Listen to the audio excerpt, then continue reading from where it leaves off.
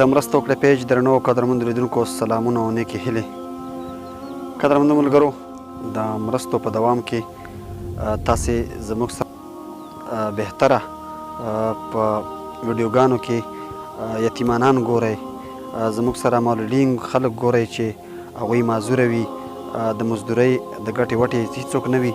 همدارنګه هغه یتیمانان چې بې سرپرسته یتیمانان وي، هیڅوک د ګټې وټې نه لري. نو درنو ملګرو، د دغسې خلکو لپاره موږ تل د تاسې نه مرستې غوښتي دي. دا ستاسې په مرستو باندې دا هر څه روان دي.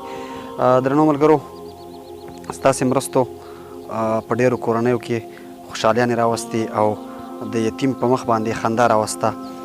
علما کرام وایي چې کله چې څوک یتیم وژړوي، الله رب العزت په عرش کې د فرښتو نه پوښتنه وکړي چې دا یتیم چا وژړاوه.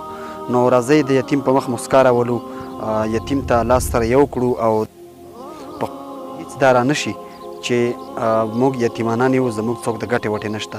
درنو ملګرو، زما مطلب د دې خبرو نه دا دی چې هر کال یعنې په اخترونو کې یا په روژو کې موږ دا غواړو چې د یتیمانانو سره، د هغه خلکو سره چې د یو نوړۍ ډوډۍ وسې هم نه وي، هغوی تر شا ودرېږو، مرسته ورسره وکړو.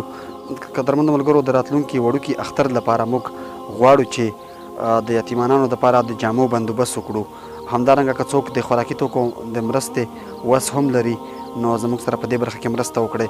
موږ غواړو چې د روژې نه مخکې هغوی دپاره د جامو د ګنډلو بندوبست وکړو او رخت ورته راوړو او خیاطانو ته یې ورکړو. د دوی ناپونه نیول، په دې کې بیا وخت لګېږي. نو د دغسې یتیمانو تر شا راسره ملاتړ وکړئ. قدرمندو ملګرو، ستاسې مرستې باید د هغوی په مخ باندې په اخترونو کې مسکا راولي.